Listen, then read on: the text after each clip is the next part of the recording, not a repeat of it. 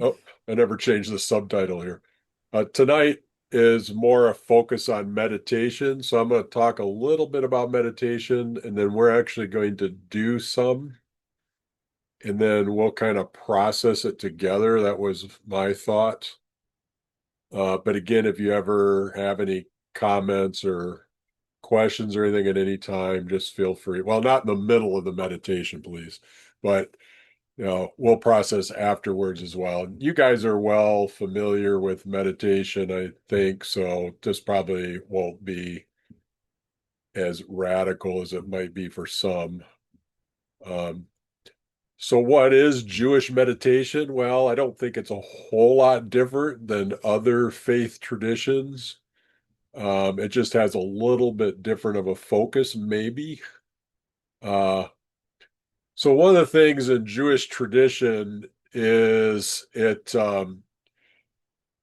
emphasizes the idea that you have to balance both keva and kavanah. Keva means structure. So structures like, the liturgy that you pray, or you might be studying a sacred text or something of that nature. Rob, did you have your hand up on Yeah, purpose or? yeah. Can you define liturgy? I'm not real clear what that word means. Yeah, so a lot of traditions, Judaism has this, so does Islam. Some Christian traditions have liturgies, like Catholics, Lutherans. They're just set prayers that you do. And they quite often also include set scripture readings and things like that. Would that be So, like the Lord's Prayer or the Nicene yeah, Creed yeah. or the Yeah, Apostles' quite Creed? often those are incorporated into the liturgy as pieces, right? So, uh, I've been to masses where they'll say this week's reading from the gospel is, and then they'll read it. That's like part of the liturgy is they have that. Uh, but it's also the prayers, right? So there's a series of prayers that are done. Jews pray 3 times a day, and the prayers are slightly different for each time. These 3 times, by the way, coincide with when sacrifices were made in the temple. So sacrifices were made in the morning, the afternoon, and the evening. And what developed was as people started praying during the time that the sacrifices were going on. They knew they were going on, but they may not be in Jerusalem, right? They might be up in Galilee. They could even be in Rome. And so they would say, I want to connect to what's happening. So they would say prayers, psalms, different things like this. And it sort of evolved over the centuries in this way. Um, and the way that I'm chasing a rabbit here, but since you asked, the way Jewish prayer is structured is it's kind of like you're entering into the throne room of the king.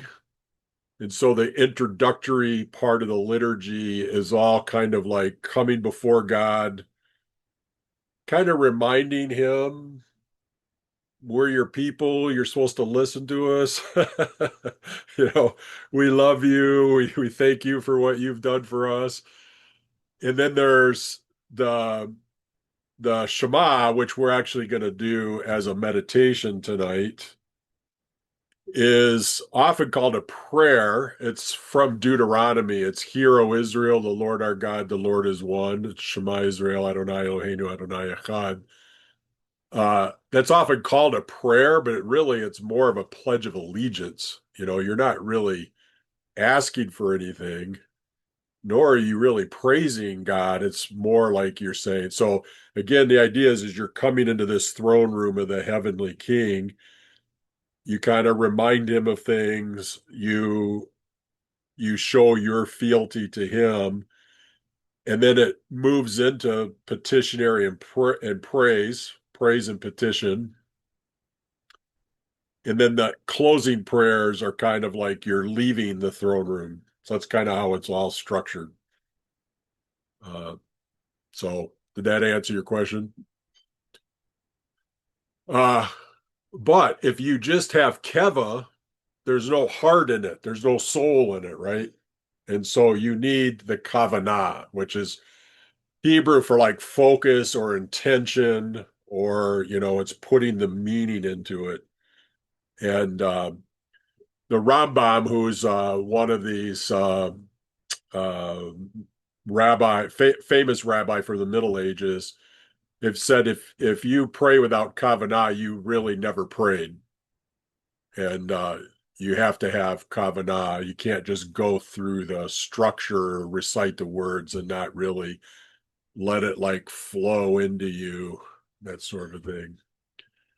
I remember reading a book that talked about this, and they said that this guy said that he had a memory of his grandfather and the other men of the synagogue would pray. This is like back in the old country in Eastern Europe. They would pray so fervently. He said one time they were praying about the flood, and some of the men were literally like lifting up their robes to like keep it out of the water. You know, that's the idea of kavanah, right? You're really into it, kind of a thing. There are in the liturgy are what are called kavanot, like little meditations. So on top of the liturgy, you have these little brief uh, passages. For example, there's a very common one that's recited before you enter a synagogue building. So before you even start praying, you say, "As for me, through your abundant kindness, I will enter your house, and awe of you I will bow toward your holy sanctuary." And there's literally hundreds and hundreds of these kavanot um, that kind of collected into the liturgy over the centuries as different rabbis came up with them and people liked them and took them in and that kind of a thing. I have one of my own that I devised. So one of the kavanot is when you put on your prayer shawl, your tallis, you wrap the tallis over your head, and there's a kavanah that says, um, just as I'm robed in this garment, may I merit being robed in the garments of Talmud in the world to come. Like, you're wearing like special clothing to study. And so I kind of modified it a little bit. When I put my tallis on, I say, as I robe myself in this talit, may I merit to be robed in a heavenly body like that of the risen Messiah in Olam Haba. Olam Haba just means the world to come, or some variation of that. I don't really have it nailed down to a hard, fast thing, but the idea is I'm kind of drawing the connection more to being in a resurrected body. So I say that to myself when I don my talent. But again, all these kavanot are just meant to be these little micro meditations to aid you in preparing to pray and to be able to pray with that kavanah, with that focus. I'm sorry, but what is a talent again? Uh, a prayer shawl, this is the garment that I don't think I have one right here. It basically looks like a shawl or a scarf, but it has on the corners special fringes. This comes from the commandment in the Torah where it says that God tells them to wear fringes on the corners of their garments. And so, yeah, it's called a talit or a talis. Um, the T and S is kind of interchangeable. What do you think the fringes represent, or just just wondering? Well, I think it's pretty clear what they're meant to represent. In ancient times, a lot of people were illiterate, right? And so how you sign documents, this is actually becomes a very beautiful thing once you understand this. How you sign documents is you would press, you had a custom fringe on your garment, and you would press that into the clay to sign the contract. And so it became like your signature, right? Your identifying of yourself. And I've actually seen these in museums. I was at the Israel Museum in Jerusalem some years ago, and they actually had some of these clay contracts that had the fringe pressed on the bottom of them. And well, if you've ever been to one of our services, when a person gets called up to the Torah, they open the scroll and the person takes their prayer shawl, their tallis, and they touch it to the words. So it's almost like you're saying, I'm putting my stamp on this. I'm connected to these holy words. So it's kind of a very beautiful thing in that regard. When I was growing up, you kissed the tallis and then put it. Yes, exactly. Only men, but yes. Is that Yeah. still the case? Oh, yeah, definitely.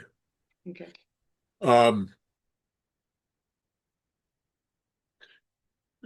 God also says in the Torah, you will wear these tzitzits, what they're called, the fringe, so that you will remember my commandments and do them. There's actually a famous story about a rabbi who, or not, I don't think he was a rabbi. Well, he might have been a rabbi. I don't know. A guy, a Jewish guy, who decided to go find a prostitute. And he's taking off his clothes. He pays for this prostitute, and he's taking off his clothes, and he gets to his undergarment, which quite often people will wear one under their shirts as well as one over their body when they're praying. And he saw the fringes, and he goes, "Oh my goodness, I'm doing a sin here by going to a prostitute." And he tells her, "I'm sorry, I can't go through with this, but you could just keep the money."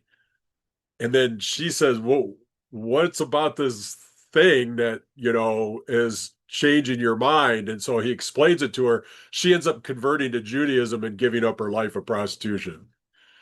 Now, it's probably a legend, but it's just used to sort of emphasize the value of this kind of a thing. Okay, so we say blessings in Judaism throughout the day. You're actually supposed to say, according to the rabbis, 100 a day. And I don't try to for that. I'm also skeptical. If you're doing 100 a day, can you do all 100 of those with kavanah? I kind of wonder. But the formula of a blessing is blessed are you, Adonai our God, King of the universe, who ... So like the blessing over bread is who brings forth bread from the earth. And over wine, it's he who creates the fruit of the vine. So these blessings are said all throughout the day at various times when you're eating. It's basically any commandment. Uh, when you light the candles for Friday night Sabbath, it's a little bit longer. It says, "Blessed are you, Adonai our God, King of the universe, who has sanctified us by his commandments and has commanded us to ... So sometimes it's a little bit of a longer formula, but the idea is whenever you're doing an official commandment, you recite this. And so saying 100 today, there's actually blessings for all kinds of things. There's blessings upon meeting a famous scholar. There's a blessing when you see lightning. And one of my favorites, I know it's very patriarchal, but one of my favorites is there's a blessing on seeing a beautiful woman. And the blessing is He who has such wonderful things in his creation. Written by a man. What's that? Written by a man, Written yes, by a man. exactly. Going back to the liturgy, in the morning prayers, you have 15 morning blessings that are said upon awakening. And they have things like, so it's like, blessed are you, Adonai our God, King of the universe, who opens our eyes, who gives us strength, who clothes the naked, so forth and so on. And they're all built to be these like inter blessings that go along with getting ready for the day in the morning. But I really think you could see these as, again, like micro meditations. They're ways of focusing yourself and paying attention to the divine in the midst of your day. And as a matter of fact, the word for commandment, mitzvot, is related to another Hebrew word, which means connection. And so some of the mystical rabbis will say, it's not just following a commandment, you're connecting to God when you recite these. So you're making a connection. Do you have to say it exactly like that? Or could you you know, if you're counting your blessings, like maybe you thank God for your child and you say your child's name. Can you do that? Like just everyday things, or do you have to do what is written there? Uh, well, if you're an observant Jew, then you follow the formula, but anybody can do anything, right? So I, Hmm. I think it would be great for you to develop your own practice of, you know, uh, thinking of things that you could recite throughout the day, uh, like being thankful for your children or something like that. Uh, yeah, I think that would be wonderful. I think it's a great mindful practice. And that's kind of why I brought it up. Like I said, it's a micro meditation, but it really is a mindfulness practice. You don't just sit down and start shoving food in your mouth. You actually pause and think about how this food got to you and that, God is providing for you and these sorts of things. So yeah, I would highly recommend it. Okay, there are different types of meditation in Jewish tradition. I'm just going to kind of go over a few of them. Uh, One is called Gerushin, which just means repetition. So these are kind of like a mantra. Quite often, people would recite a Bible verse or a passage from the Talmud. But the mystics even said, if you just don't have the wherewithal to even pick a verse, or you don't know what to say, maybe because you're so worked up that you just can't think of something, they advise us to just recite Rabbono Shel Olam, which means master of the universe. I guess I could put that there in parentheses.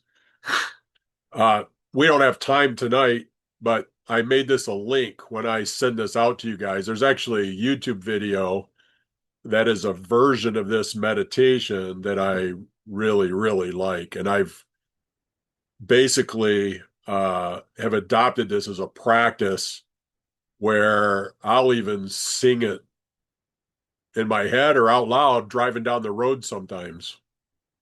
And it's very quick. It goes Amen, Amen, Yud He Vav He Adonai. Yud He Vav He is the letters of God's name. We don't pronounce God's name. Rabbono Shel Olam, Master of the Universe. And you just repeat that over and over again. But again, this is like a mantra. So it could be a Bible verse, it could be just a word from some passage of something or whatever. It's basically functions as a mantra. Rabbis also encourage us to contemplate both objects and words. Could use a flower, a candle, a leaf, like really any kind of object can be a focus. And again, I think you guys are probably fairly familiar with this. In Judaism, not pictures. That's too close to idolatry. So, like Eastern Orthodox Christians will meditate with icons. But in the Jewish world, you don't use pictures. More often than not, of course, my dog is deciding to make noise here. More often than not, is he gonna stop? Uh, Judaism is very focused on words. I might have said this before, but you may not remember it. One of my favorite things is a rabbi said, God drops letters down from heaven. We pick them up and make words and send them back to him. Ooh. And there's in Jewish mysticism, the um, letters and words have power and meaning. There's numerical values to the letters, and these can spell out things and have much deeper meaning, and that's sort of a thing. And so quite often people will just meditate with looking at God's name. I'm sorry, my dog is, you probably can't hear him, but I can. Okay. Um, or you might pick like, we talked about Musar last time, right? You could just take a Musar word, loving kindness, and just have that word in front of you and contemplate loving kindness and just let your mind set with it and kind of turn it and move it around and look at it in a contemplative way. Or it could just be a phrase or a short sentence or something like that. With a candle, the Jewish mystics say that there's 5 colors of a flame: red, yellow, blue, white, and black. And the black is the outside of the flame, like the flame is, shining into the darkness. But 5 colors, if you remember back to the first week, we were talking about Kabbalah, there were 5 levels to the human soul. So I think that's not by accident that they picked 5 colors in there. So you could choose a candle as an object for contemplation and also meditate on these different levels of the human soul. And then, like I said, this is the Yud He Vav He. This is the 4-letter name of God that is not pronounced. We usually say Adonai, which is what I had back up here. Adonai, our God. This just means our Lord. So it's a way of avoiding saying God's name. And so people will just sit and gaze upon and contemplate this holy name. Years ago, the first time that I did this with this name, as I sat with it, it suddenly dawned on me. I think I mentioned previously about black fire and white fire. Did I talk about Yeah. that at some point? Yeah. Yeah. Yeah. So I suddenly realized that the white fire here spells Dod. You can see it over here, which means beloved. Mm. So you could put the Dalet right here, this letter, and then the Vav could go right in here, and the other Dalet fits right into that Hey as well. So that was just like an insight I had setting and contemplating this Hebrew version of God's name. But again, you don't have to do Hebrew. You could do English as well and choose whatever you'd like to do. Can I ask a question? Uh-huh. Um, so there are many people, books, whatever, who have made an English set of sounds that start with a Y for this set of letters. And is that considered not okay or not okay to say? Correct. That's in the Jewish world. you don't try to say those names. That's kind of what, have you ever seen Life of Brian, where they have the stoning scene? Life of Brian's a great movie, by the way. It's Monty Python. Brian is born across the street from the manger, and he goes his whole life, everybody thinking he's the Messiah, and he just wants everybody to leave him alone. And they have the stoning scene where, Jesus says, whoever has no sin can throw the first stone, right? But the funny thing is, in that scene, somebody keeps saying God's name. So everybody's like wanting to stone them because they're saying God's name. It's kind of a funny little scene. Okay. Another meditation technique is visualization. So this isn't looking at something in front of you, although that could be a preparation for this. It is trying to visualize something in your mind. This is very difficult. I have a hard time with this.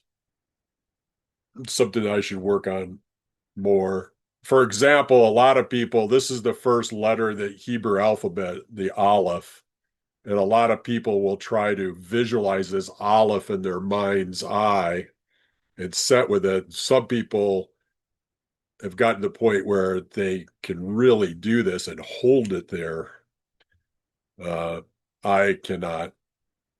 And I think one of the reasons why the Aleph gets chosen is there's a famous, remember we talked about Midrash? There's a famous Midrash. The Ten Commandments begins with, I am the Lord your God who brought you out of Egypt.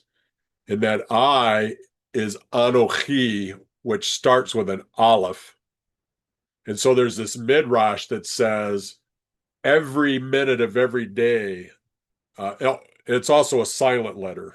This has no pronunciation. It used to a long time ago, but it's lost it. It's a silent letter. Hebrew has two silent letters in it. And so there's this midrash that says that silent Aleph is radiating from Mount Sinai, even to this day, God calling people back to him. So I think that's a lot of times why people will adopt this as a visualization technique. But again, you could do whatever. And what the mystics talk about is there's a two-step process in this. There is hakika, which means engraving it on your mind. This is fixing the image in your mind. But then quite often, even if you can visualize something in your mind, other images will eventually crop up as well. For me, very rapidly, actually. And so they say the second stage of this is hatziva, which means hewing. You're removing these extraneous images. And some of these meditation masters got to the point where they could sit there for like hours and hold this image in their mind eye. I'll probably never get to that level, but it's another technique that is promulgated in the Jewish world. And then this is not specifically Jewish, but I've found a lot of value in this, so I wanted to bring this up. And maybe you guys are already aware of this. It's often called sound mindfulness. And it's just sitting quietly in awareness of the sounds around you.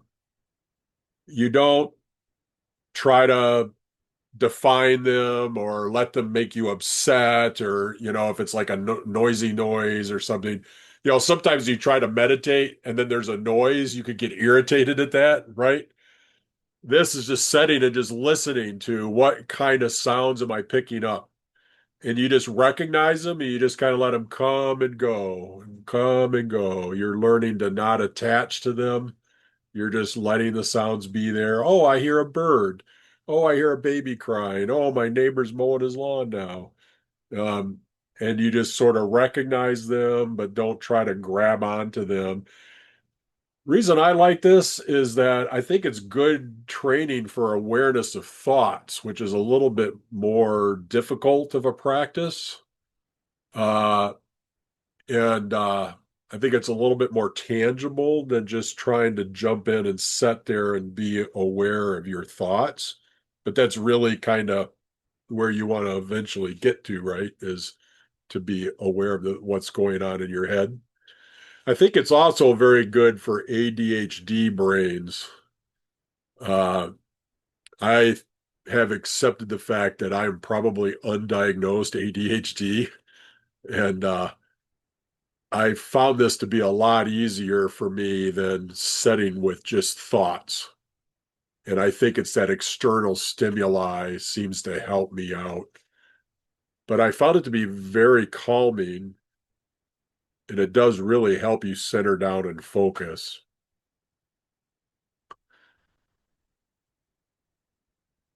Okay, so we're actually going to do a couple of them. I had more than a couple prepared, but as you can see, it's already 6:40, so we're going to start with one, and we'll kind of go through this, and then we'll process it a little bit together. So I call this the Shema meditation. So this is using that word Shema, uh, which is the hear, listen, obey, is what Shema means. And it comes from that verse, Hear, O Israel, Adonai is your God, Adonai is one. And something that you'll notice is that the she sound, this has got two syllables, right? She and ma. She sounds like static noise. Ma sounds harmonious, right? Ma, as opposed to she, you know. And so what we could do is we could breathe in the she, and that's like the static noise of the world or our own minds for that matter. So it could be the news, it could be our worries, our anxieties, our problems, whatever it may be. I'm mad at my neighbor because he ran his lawnmower and I was trying to meditate, whatever it might be. That's that static, right? But then you're breathing out the harmony. And I'm sorry, my dogs are driving me crazy. We can't even hear him. Are you coming in or are you staying out? Huh? It's hard for me to focus though when I can hear him. Yeah. Isn't that dog just an opportunity to focus more? Yeah, there you go. Yeah, you come over here and meditate on that dog couch there. There you go. Yep, you're gonna meditate, buddy. Okay, so you're breathing out that ma of harmony, this peace, acceptance, and trust. So I'm just gonna kind of walk us through a guided meditation of this, but then we're gonna take it a step further, um, because we can move on to, if you guys heard of Tonglen meditation, No. uh, I learned about this last summer reading a book by the Dalai Lama. And it's the whole idea is you're breathing in like another person's darkness. You're visualizing their pain, their travail, their problems, and you're returning back to them light.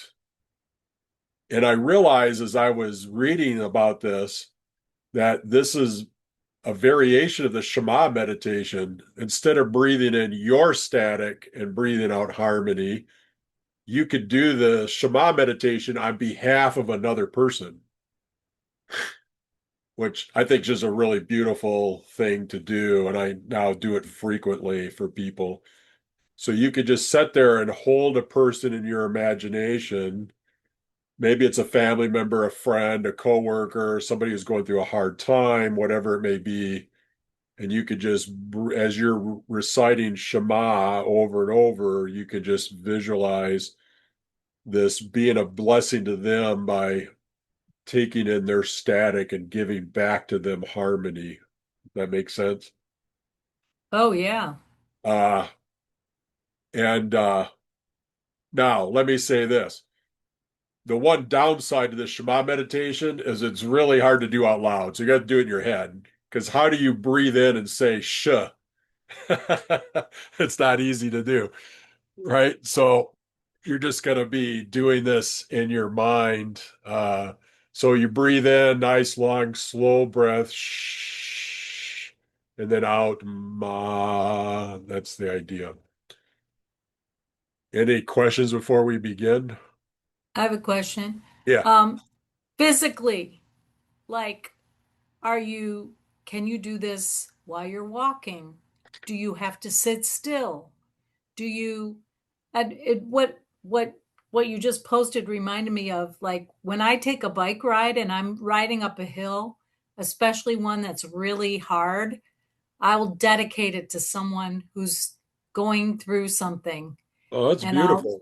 I I'll be like like, that. you can do it. You can do it. You can do Yeah, it. And that's it awesome. actually helps me do it. Yeah, absolutely. No, I think, in Buddhist practice, they have walking meditation, right? And again, for some people, especially us ADHD people, that could be helpful because you're using your body in it as well, right? So yeah, certainly. Um, yeah. One place that I use Shema a lot, luckily I don't have to do it a lot, but I am extremely claustrophobic. I use this when I go in the MRI machines. I just close my eyes and I just recite the Shema meditation. And because I just can't stand being in there. I literally almost have panic attacks. My claustrophobia is so bad, I have never been able to sleep in a sleeping bag with it zipped up. That's how bad my claustrophobia is. And I cannot watch people spelunking in caves. Nope, nope, nope. Cannot do it. It's really bad. So I say I was probably buried alive in a previous life.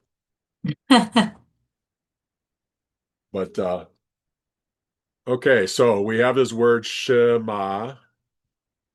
Everybody ready? So just tonight we're going to begin with the meditation built around the word Shema. Shema Israel, Adonai Eloheinu, Adonai Echad. The word Shema is often translated as hear, but it means more than simply hearing sounds. It means listening deeply, receiving, becoming attentive. In this meditation, we will use the word itself as a breath prayer.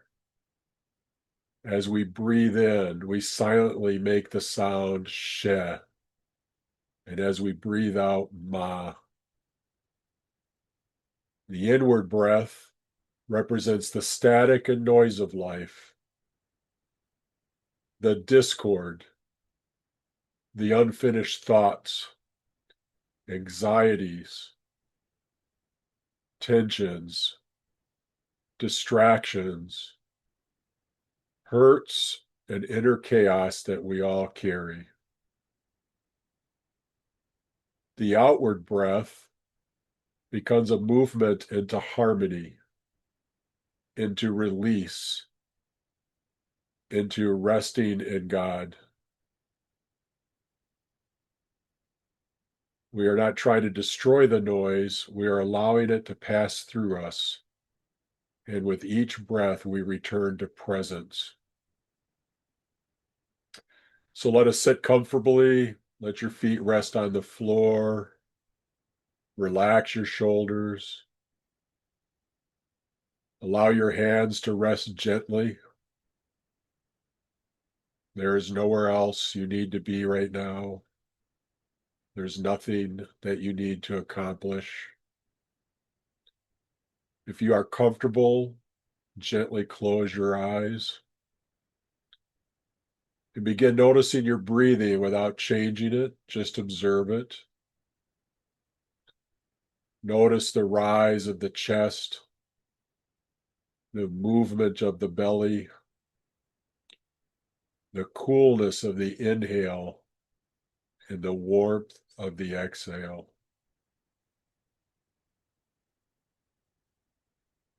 Allow yourself to become present.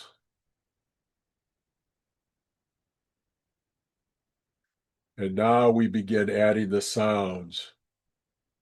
As you breathe in, she, not sharply, not forcibly, just gently, like static, like the sound of wind, like the noise of the world. And as you breathe out, ma, a soft releasing sound, a harmonizing sound, a settling sound. Let us try this together slowly for a few moments. She, ma, Shema. Go ahead and continue on your own for a few seconds.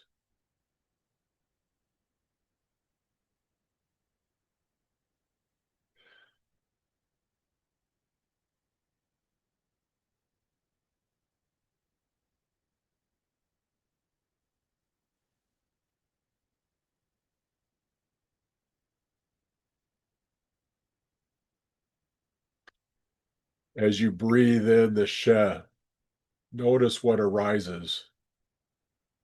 Perhaps scattered thoughts, perhaps tension, perhaps worries or memories or restlessness. Do not fight them. Do not judge yourself. Just simply notice. The mind makes noise. The heart carries burdens. Human beings are unfinished creations.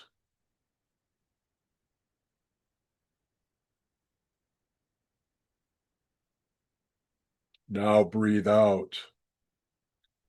Let the breath become an act of release,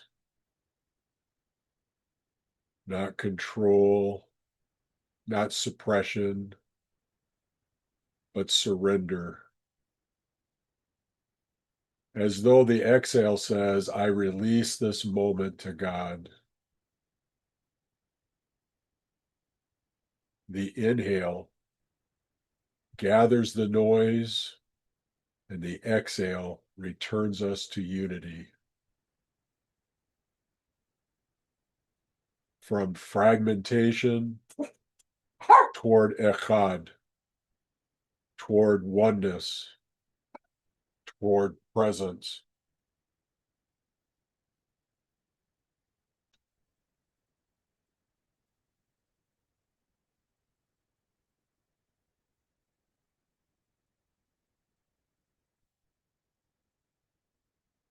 And now, bring to mind somebody that you know who is struggling.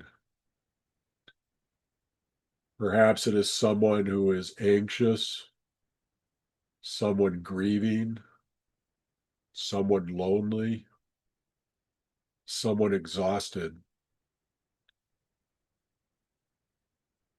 Do not analyze, just simply hold them gently in your awareness.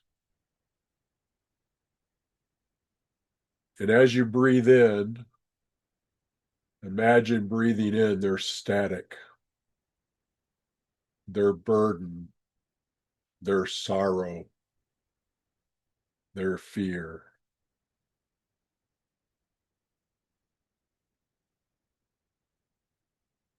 And as you breathe out, imagine offering them peace, light, comfort, strength, healing, rest.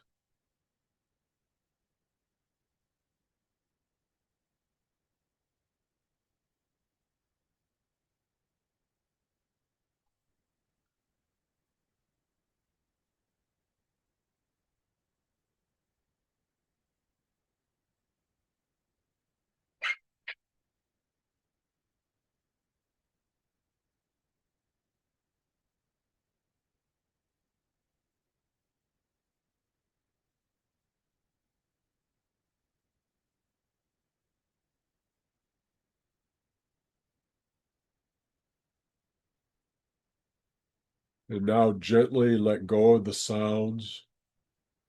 Return to simply breathing. Notice the stillness that may be present, even if only slightly. Notice the body. Notice the room. Notice this moment. The world is still noisy. Life is still unfinished. And yet beneath the noise, there is a deeper current. The Shema calls us back to listening, back to awareness, back to unity, back to God.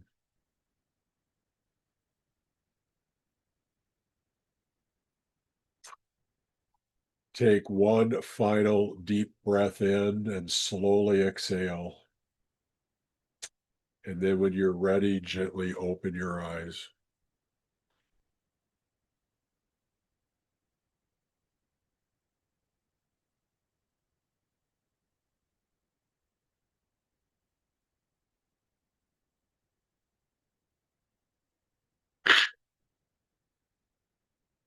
Any thoughts or comments about that exercise?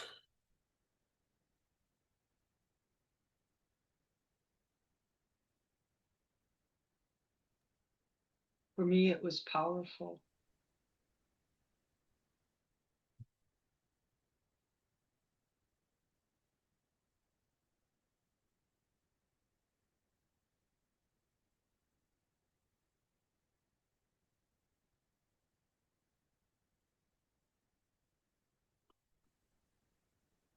Well, it's 5 minutes to. Uh, do you want to try another short one real quick? Sure. Sure. Uh, so this is a very famous Jewish meditation called Shiviti. I'll keep the intro short. It uses two passages from scripture. Psalm 16:8 says, I've placed God before me always. So this is like viewed as like a intention to be mindful of God's presence. And then it uses Psalm 67 that speaks about God's face shining upon us. And this Psalm 16:8 is right here at the top. Shiviti Adonai lignegdi tamid. I place God before me always. And then this is a menorah in the shape of the verses of Psalm 67. And what you do is you visualize lighting each one of these candles of the menorah as you do it. And I have an animation that does this for us that I put together. And so we'll go into that and you'll see kind of how this goes. And my dog's barking again. Of all nights, no, I'm sorry. Come on. No, come on. Okay. And you might want to make sure your volume is up to full so you can hear this. I'm not sure how loud it'll be, but you should be able to hear it.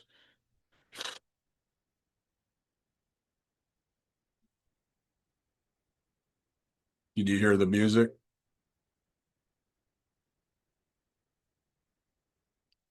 Well, if not, we'll go without the music.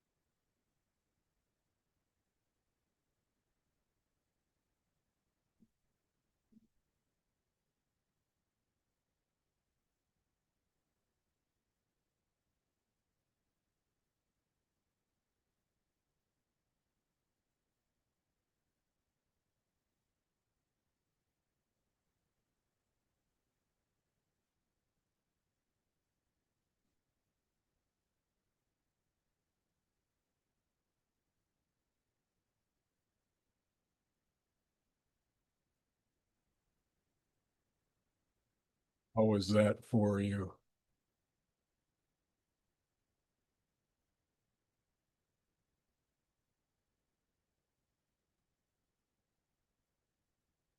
Would could you could you repeat what those psalms were again? Which psalms they were? 16:8 16:8. and Psalm 67. Okay.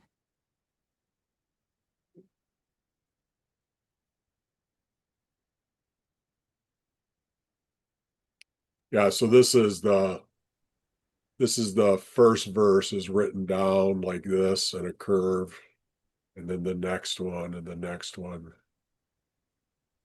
Mm.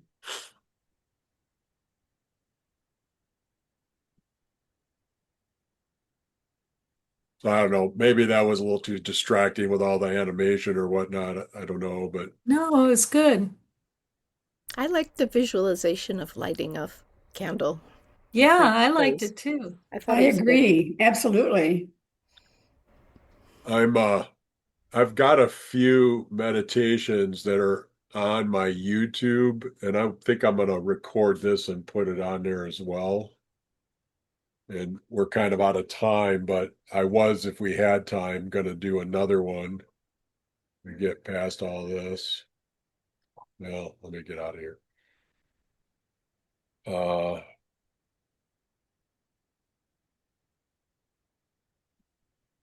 so I'll put a link to it. This is called, have you guys heard of metta meditation? Well, I just made it Jewish. So instead of may all beings be what is it, at peace, healthy, and happy, or something of that nature, I use the blessing, the priestly blessing. May God bless me and keep me. May God make his face to shine upon me and be gracious to me. May God lift up his face to me and give me shalom. But then you move on to somewhere here, a loved one. Then you move to somebody you're neutral about. Then you move to somebody that you're having conflict with, and so forth and so on. So this is on my YouTube channel. So I'll put a link in the handouts for it. And then the other one I Great. have is a morning meditation. I got a couple mornings actually. So this one is like a morning aspiration about being present to other people. And then I have one. So one of the prayers in the liturgy is called Modeh Ani. I give thanks. This is the first thing you're supposed to recite before you even get out of bed in the morning. So I made a little meditation for that as well. So I'll put a link to all these in the handouts